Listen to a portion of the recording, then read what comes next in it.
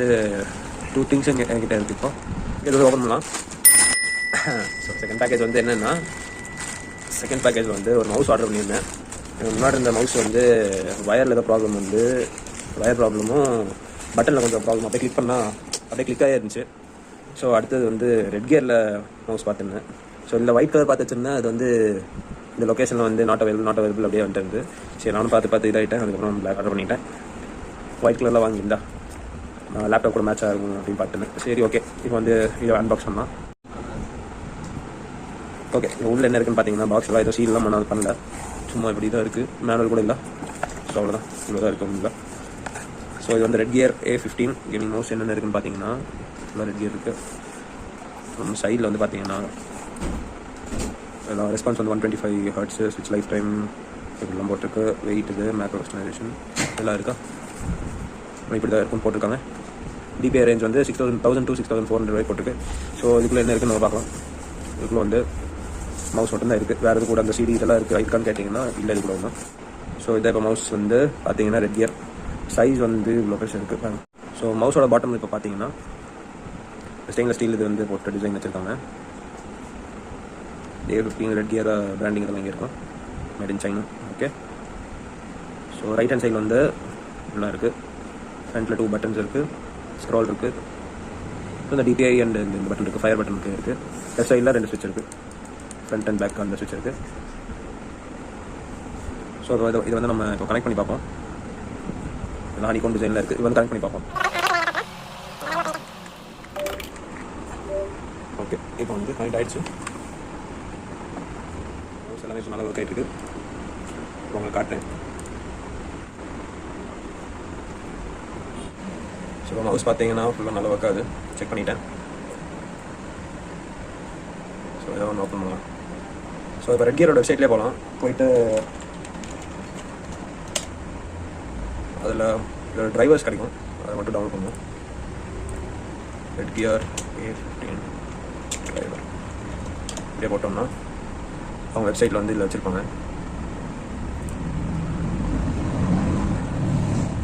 So இந்த A15 எங்கே இருக்குன்னு பார்த்தீங்கன்னா இங்கே இருக்குது. இல்லைடா,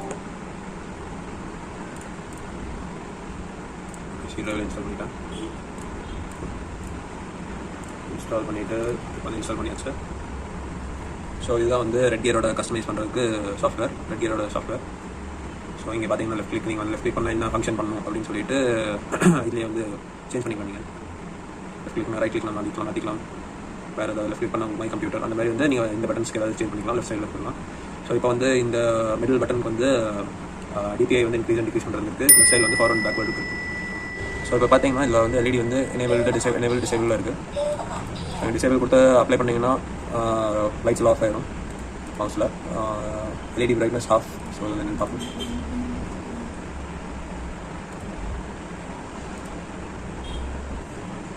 ஓகே, ஃபுல் பிரைட்னஸ் அண்ட் இது இருக்குது.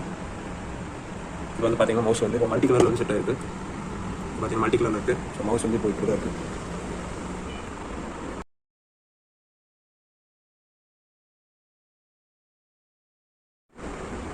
ஸோ நெக்ஸ்ட் வந்து ரெயின்போவில் சேஞ்ச் பண்ணுறேன்.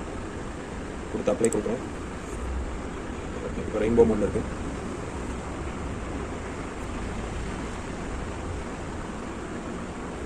நெக்ஸ்ட் வந்து ஃப்ளோ லைட்னு சொல்லியிருக்கு. நெக்ஸ்ட் செட்டிங் இது வந்து ஃப்ளோ லைட். ஓகே, ஃப்ளோ ஆகிட்டே இருக்கு மாதிரி. நெக்ஸ்ட்டு வால்ட்ஸ்ன்னு சொல்லிட்டு ஒரு மோட் இருக்குது. ஸோ இது ஒரு மோடு.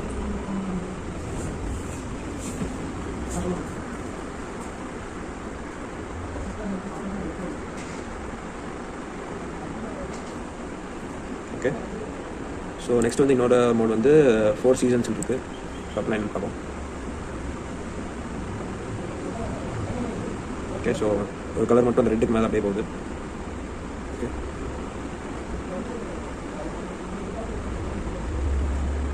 இன்னொன்று வந்து DPI இருக்குது. ஸோ நீங்கள் இந்த ஆப்பில் வந்து நீங்கள் ஃபுல்லாக அப்படியே ஒரு இதில் போனீங்கன்னா உங்களுக்கு அந்த ஐடியா கிடச்சிடும் என்னென்னு. இது வந்து இப்போ நான் DPIயில் செட் பண்ணி வச்சுருக்கேன். ஸோ DPI இன்க்ரீஸ் பண்ணோன்னா அந்த கலரில் வந்து செட் ஆகும். இப்போ ப்ளூ கலரில் இருக்குது.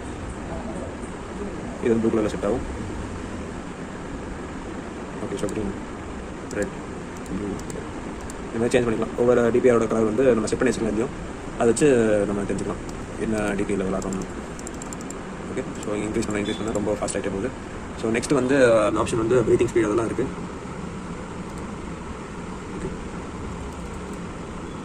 ஸோ கேம் மோடில் போனீங்கன்னா ஸோ அகைன் பட்டன்ஸ்லாம் வந்து கஸ்டமைஸ் பண்ணுற மாதிரி இருக்குது. நெக்ஸ்ட்டு மேக்ரோ, இந்த இடத்துல வந்து நீங்கள் மேக்ரோ இதில் ஆட் பண்ணிக்கலாம். உங்கள் மவுஸ் இந்த ஃபங்க்ஷன் பண்ணணும் கஸ்டமைஸ் ரெக்கார்ட் பண்ணி நீங்கள் பண்ணிக்கலாம். நெக்ஸ்ட் அட்வான்ஸில் வந்து ரிப்பீட் 5 செட்டிங் இதில் கேமிங் இது. ஸோ இதில் கலர் நீங்கள் வந்து சேஞ்ச் பண்ணிக்கலாம். நினைக்கிறேன் என்ன கலர் வேணும் நீங்கள் வந்து டிஸ்பிளே ஆகணும்னு சொல்லிட்டு இது வந்து நீங்கள் சேஞ்ச் பண்ணிக்கலாம். இப்போ வந்து நீங்கள் ப்ளூ பெல்லாம் இங்கே வந்து ரெட் கலர் மாற்றணும்னா மவுஸ் அவங்க ரெட் கலரில் வந்து க்ளோ ஆகும். ஸோ அதெல்லாம் இருக்குது. ஸோ என்ன பாயிண்ட் ஆஃப் இந்த செட்டிங்ஸ்லாம் இருக்குது. ஸோ இது வந்து நீங்கள் ஒரு இது செக் பண்ணிக்கோங்க நீங்கள். ஸோ இது கேம் மோட், இது office mode, so game mode ஓகேவா. ஸோ அவ்வளோதான் இல்லை. ஸோ இதெல்லாம் நீங்கள் கஸ்டமைஸ் பண்ணிவிட்டு நீங்கள் பார்த்துக்கலாம்.